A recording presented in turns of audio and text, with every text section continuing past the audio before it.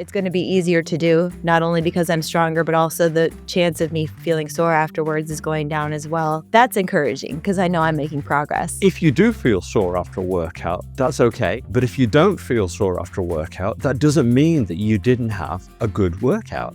Welcome to the Strength Changes Everything podcast, where we introduce you to the information, latest research, and tools that will enable you to live a strong, healthy life. On this podcast, we will also answer your questions about strength, health, and well-being. I'm Amy Hudson. I own and operate 3 exercise coach studios. My co-hosts are Brian Sagan, co-founder and CEO of The Exercise Coach, and Dr. James Fisher, leading researcher in evidence-based strength training. And now for today's episode.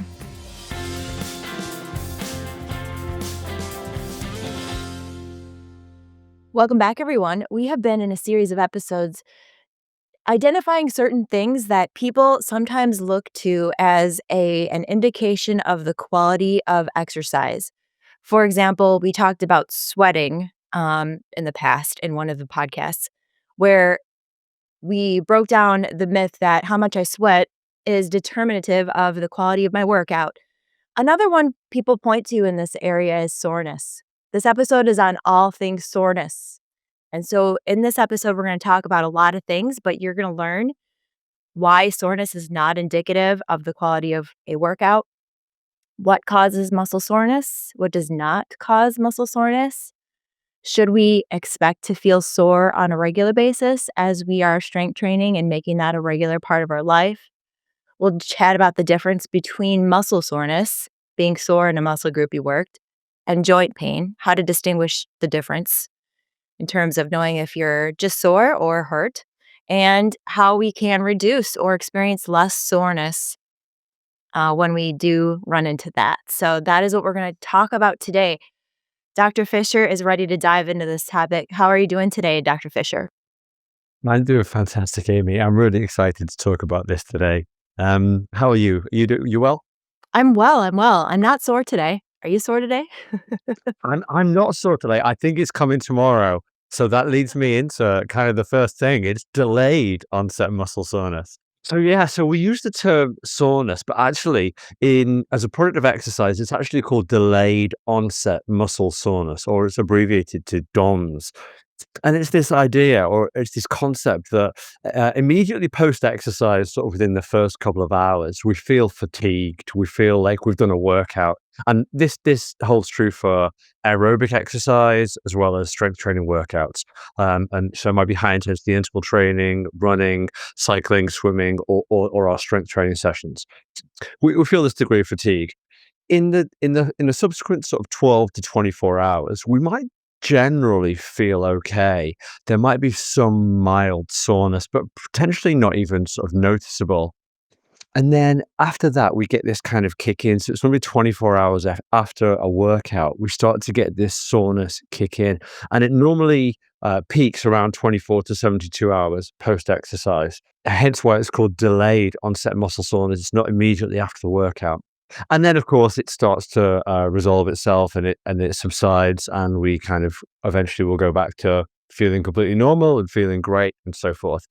And the degree of soreness that we experience is to some extent a product of the workout itself and a product of how novel the workout was. So if it's something that we haven't done for a long time, if I went out the door now and I ran a marathon, you could guarantee that I would feel fatigued for a pretty long time, but the soreness would really be quite high at that sort of delayed period, that 24-hour to 72-hour period. And I think everybody can picture that and has experienced something like that, where I don't pick apples every day or reorganize my garage every day. And so the days I do when I work really hard and lifting things over my head, maybe later my muscles in my shoulders are sore, and I know why that is, right? Yes. Okay, so then we can probably get into what does and actually what doesn't cause muscle soreness. So the kind of the commonly held myths or the accepted wisdom to some extent over sort of history have been, well, the first of which has been that there's a high degree of lactic acid, that we have done exercise, and as our body produces energy at a biological level within the muscle itself, a byproduct of that, it can be blood lactate or lactic acid. And we do certainly increase our acidity within the muscle by a product of sort of hydrogen ions within those chemical reactions. But one of the things that we know is that they increase very much in the short term, and then they subside again relatively quickly. And there's certainly no link between acidity in the muscle and soreness in the muscle. So in our initial fatigue, sort of within a short period after exercise, we might have a high degree of acidity within our blood as a product of energy production. But at the 24-hour period and 48 and 72 hours post-exercise, we can test somebody's blood lactate levels, and their blood lactate levels can be completely normal. So we know that the soreness isn't caused by high blood lactate. So we can kind of get rid of that myth straight away. And then the second myth that often comes to mind is this idea of torn muscle fibers. Now, to some extent, there is micro trauma within a muscle, but it's not this kind of grandiose picture of I've got this muscle fiber, and as I've done the exercise, it's literally been ripped apart and now it has to rebuild. It's just not that black and white. It's not that clear cut. So we can kind of get to the point where we know it's not blood lactate increases, and we know it's not damage to the muscle fibers themselves. So then we can start to think, okay, well, what does cause the muscle soreness that we experience specifically after a resistance training workout? Well, there is a small amount of direct damage to muscle fibers, and it's primarily as a product of eccentric muscle actions. So if I were to run a marathon, it's not when I push off the ground and I lift my legs up that I'm going to do damage. It's when I land back down and I absorb that impact and my muscles lengthen. Or in a strength training session, if I'm doing a chest press, it's not so much when I press the weight away, it's when the weight comes back towards me, or when the lever arm comes back towards me and my muscle fibers are being lengthened. And this is a product of what's called stretch-activated calcium channels. And calcium plays a key role within muscular contraction. It kind of plays a key role in initiating the process and the interaction between actin and myosin muscle fibers. So we know that there's obviously a lot of sort of calcium happening within the muscle. And then as we have this eccentric muscle action, the calcium channels actually, they're the ones that experience this damage. And that leads to an elevated amount of calcium within the muscle itself. And that leads to activation of enzymes, which promote inflammation within the muscle. So along with the soreness that we might feel, or the delayed onset muscle soreness that we might feel as a product of a workout, we might experience some swelling. So we might experience some edema within the muscle as well. And a lot of people will feel that they can wear kind of garments that compress the muscle, and that feels more comfortable, that to some extent alleviates the soreness. And this is in part why, because we're actually kind of alleviating that edema with that compression feels quite nice against that inflammation that's occurred. But that inflammation is actually good. We want that inflammation to occur because it's actually that's the rebuilding or remodeling of the muscle itself. So we can look at this muscle soreness and this muscle damage and this inflammation as being a really healthy product of the workout that we've done. The other reason why kind of compression garments often feel nice is because if, for example, my quadriceps and my hamstrings are sore from a leg press or from knee extensions or from running, then as I walk around, the muscle will kind of naturally move and shake a little bit, and any compression garment will hold the muscle in place, so I won't have to feel that kind of natural shaking movement as well. So there are some other approaches, or we'll get into this a little bit later about how we can cope with the muscle soreness a little bit. Got it. Interesting. Yeah, that is, I think, again, I think people have probably experienced that, is that immediately following a workout that kind of they feel the, some people call it swole, right? Where they're kind of like their muscles feel larger. Is that the same thing as what you're describing with the inflammation taking place following the exercise, or is this later on in the process? The inflammation will occur generally 24 hours plus. So it's not, we feel an edema in the muscle immediately after a workout. And often that's sort of referred to as the pump. Hmm. And that's a product of kind of an influx of blood to the muscle and other kind of metabolites as a product of energy, as a product, sorry, of muscular contraction and energy production.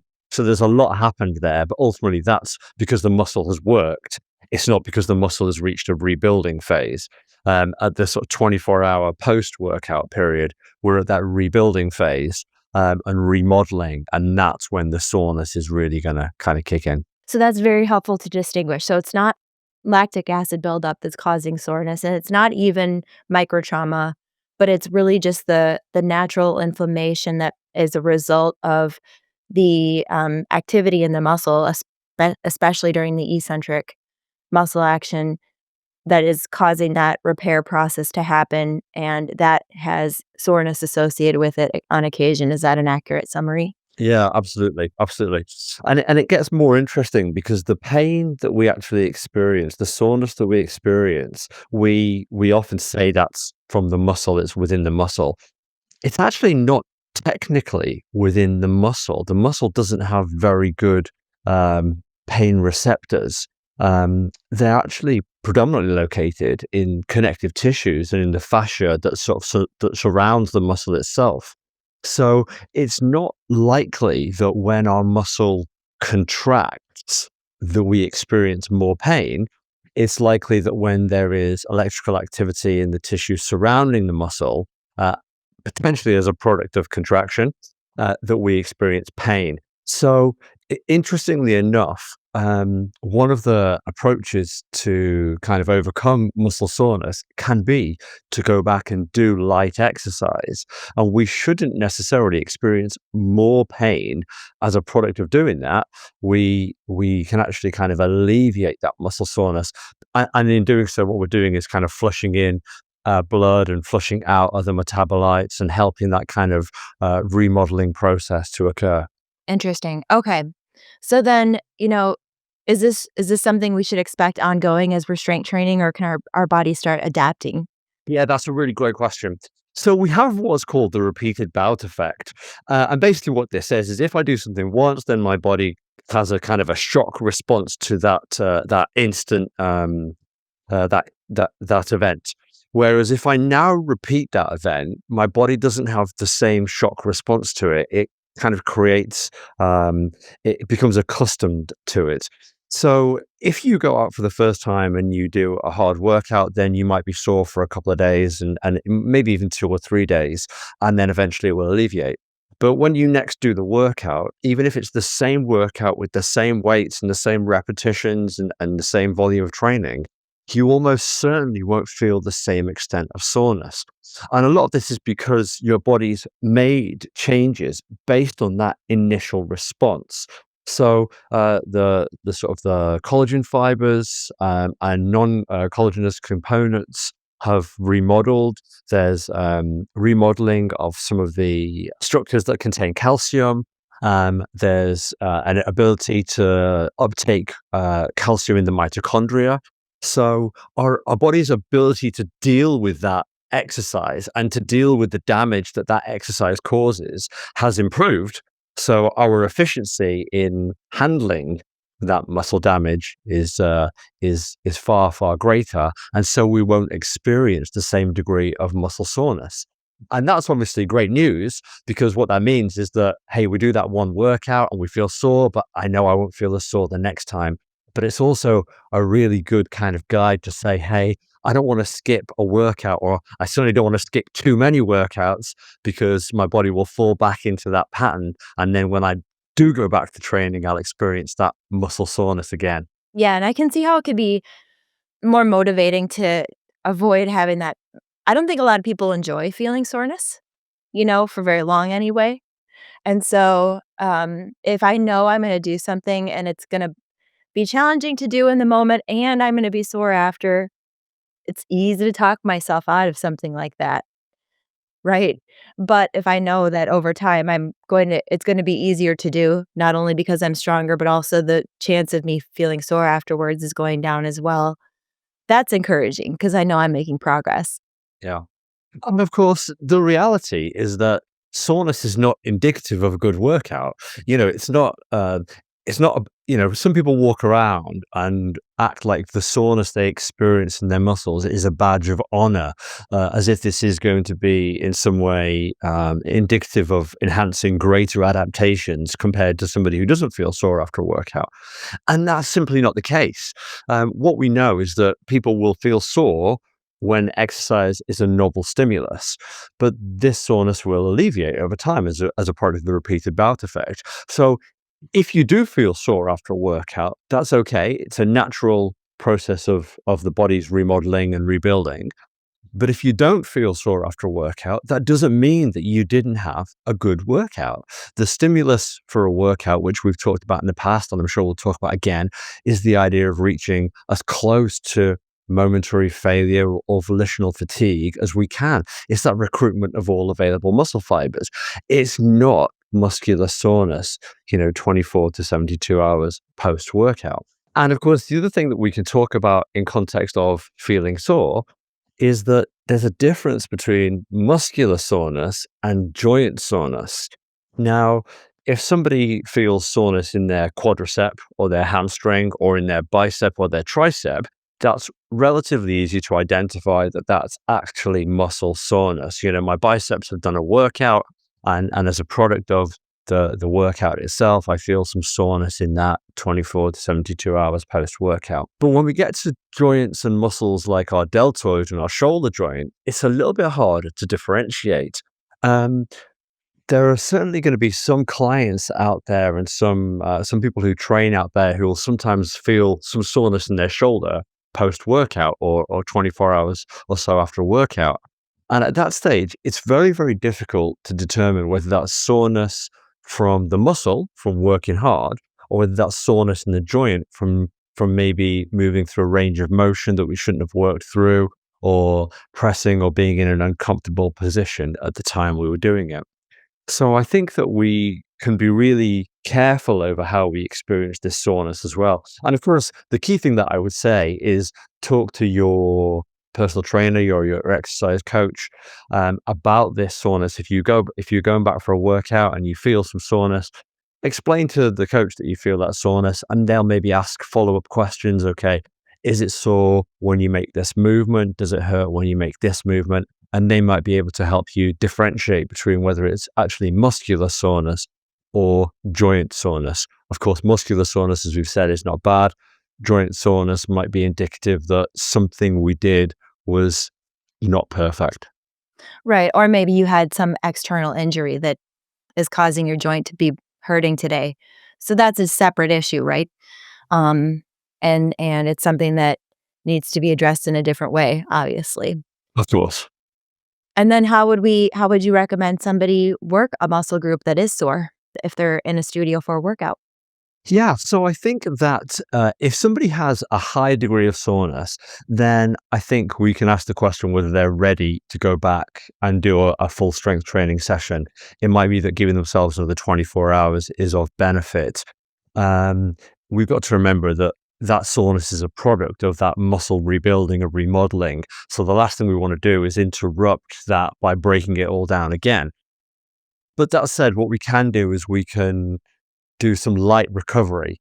So that will promote blood flow to connective tissues. And as we said, talk about sort of nutritional infiltration into the muscle itself, which will promote, potentially quicker recovery. And certainly help us to feel better and alleviate that soreness. If somebody's had a workout, if I'd done a workout a couple of days back and I felt really sore today, then I would say, hey, it's not the end of the world. I'm going to skip today and I'm going to work out tomorrow. If today is my only day to train, then I'm probably going to go ahead with the workout because I think there's a benefit to doing so. But what I can do is I can reduce the range of motion even more, so that my muscle isn't lengthening to the same extent.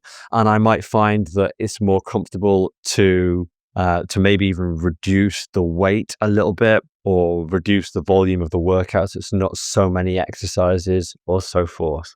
So, but I think if it's a very intense muscle soreness, potentially giving ourselves an extra day of recovery is the way forward. Yeah, that's important to educate clients that we want to try to schedule our workouts so that our body is recovered enough in order to perform how we would like to perform during the next workout, right? So those are some good tips too that you just mentioned on reducing muscle soreness. Do you have any other tips on how to reduce it? Yeah, absolutely. So if we've got muscle soreness and we want to now kind of reduce the effects of it, and because obviously it can be very painful and it can be really sort of inhibit our day-to-day activity. A couple of key things are proper nutrition, which I think stands to reason. So we want adequate protein intake to support the repair process. We want, good fruits and vegetables and healthy content of micronutrients and antioxidants that are likely to promote, quicker recovery. And of course, sleep. Sleep is the big marker for our body's ability to kind of rest, recover, rebuild. It allows our hormones to reduce. It allows inflammatory markers to reduce, and so forth. So if we've already got that soreness, then yes, nutrition and sleep are going to be key. And we've already sort of talked about active recovery. One of the key things that I would say about that is if you have muscular soreness in your legs, let's say, then going for a run, even if it's a light run, might not be the best way to go, because of course, as you run, you're going to land and you're going to have that eccentric loading again. Getting on a stationary bike, or even going out for a bike ride, or going for a swim where you don't have the same impact and you don't have the same eccentric loading, can be a really nice way to kind of get the muscles to move, but not with the same impact and the same loading and muscle lengthening. If we want to avoid muscle soreness or minimize muscle soreness altogether, and of course, most people will follow this process anyway within their strength training, then the key is something called progressive overload. And that's that we don't do a workout and go 100% out as much as I can do, as long as I can train for in that first session, because that's going to induce a high degree of muscle soreness. If we're maybe just getting back into a workout, or if it's our first workout, we maybe do only 2 or 3 exercises or 3 or 4 exercises, split them around the body so we're not overtraining certain muscles. And then in the next session, we can maybe build up to more exercises, or we can increase our effort level and increase the resistance we work to. And of course, that progressive overload is a natural product of strength training over the long term. As we get stronger, we generally will either increase the weight we use, or we will apply more force. If we're using the exerbotics devices, we will see our forces go up as our muscles get stronger. And that is, of course, our progressive overload. So there's a few kind of different approaches there. Yeah, pretty encouraging to hear. And I think that is a really good synopsis in my mind of sort of soreness overall, in terms of what causes it, what does not cause it. Should I expect to feel it long term or not? How can I reduce it if I have it? And just understanding it, not being afraid of it, but understanding that it's part of the repair process. It is a good sign because I worked some muscles, right? If I have joint pain, that's different from muscle soreness. And again, activating muscles is a good thing for me, right? And so all of that is what I've taken away from this conversation. And even the point that you made about being able to still exercise, the right way is to maybe consider exercising if this is my exercise day, if I'm actively sore today. All of that's super, super helpful. Any other remarks that you want to make on this topic? No, I think we covered everything. The thing that I'd reiterate is that soreness really isn't a badge of honor. We don't, if we don't feel soreness after a workout, that's not indicative that we didn't have a productive workout. So it's important to remember that. Exactly. Yep. Soreness is not indicative of the quality of our workout. It's not your badge of honor. All right. Well, thank you, Dr. Fisher, for breaking all that down for us. We will see you next week on the podcast. Remember, strength changes everything. Thanks for listening. If you enjoyed today's episode, please share it with a friend. You can submit a question or connect with the show at strengthchangeseverything.com. Join us next week for another episode, and be sure to follow the show on Apple Podcasts, YouTube, or wherever you get your podcasts so that you never miss another episode. Here's to you and your best health.